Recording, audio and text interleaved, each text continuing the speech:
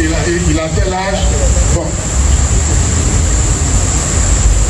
C'est-à-dire, moi en main, Gbagbo Laurent, début mandat, Alassane Ouattara, 20 mandats, il choisit Alassane Ouattara. Je ne veux même pas que Gbagbo fasse début mandat. Avant, je le connaissais, hein. Je savais qu'il ne pouvait rien. D'après les jeunes, je savais qu'il ne pouvait rien créer, rien. Moi, je savais qu'il ne pouvait rien créer, rien du tout. Moi, je savais plus que quand même, l'avoir côtoyé, avoir vu un peu, je savais qu'il ne pouvait rien. Donc, il m'a mieux apporté un forfait de confiance. Il est devenu président par défaut en 2000. C'est-à-dire à défaut de mieux. Alassane a été recalé, Henri Konan Bédié à son âme a été recalé, Lali Fadiga a été recalé, tous ceux qui avaient quand même un minimum de coffre ont été recalés.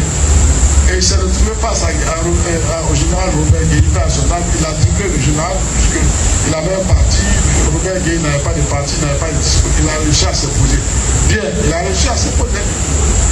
Mais qu'est-ce qu'on a récolté? La guerre. Ça, je fais exprès pour vous parler de ça. Hein, parce que ce sont les arguments qu'ils développent.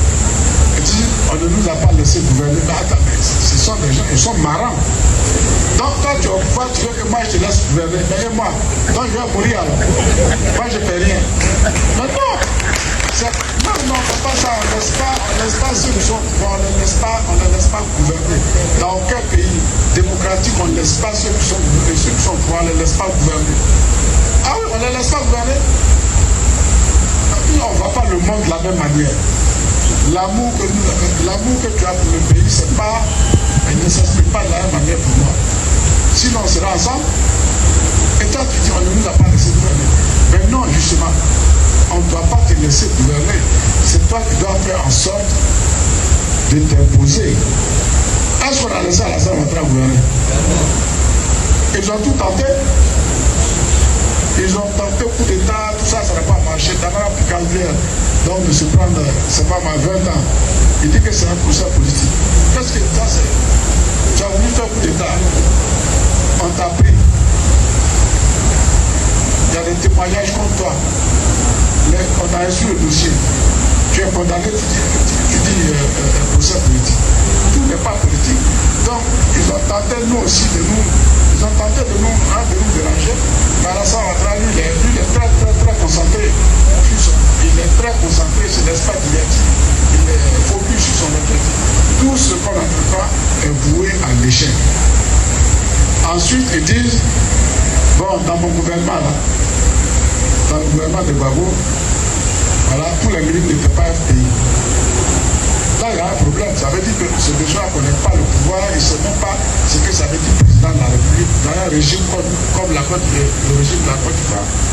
Dans un régime présidentiel, c'est le président qui est la clé de voûte de tout. C'est le président qui est l'alpha et l'oméga. C'est le président qui décide de tout. Exemple, est-ce qu'il n'a pas refusé de nommer Kanya Kamara? Kanya Kamara. On a proposé, le président Alassane Ouattara a proposé Kanya Kamara pour être ministre dans le gouvernement de Gbagbo. Il dit non. Elle n'a pas été candidate. Comment tu peux dire que tel ministre n'était pas un pays, tel ministre n'était pas un pays? Ça veut dire quoi ça? Ça veut dire que lui, il ne se prend pas au sérieux, il ne prend pas les Ivoiriens. Donc ces gens-là, ils bavardent. Nous, on ne les écoute pas pour le coup. Du moins, on les écoute, mais on fait semblant de ne pas les attendre.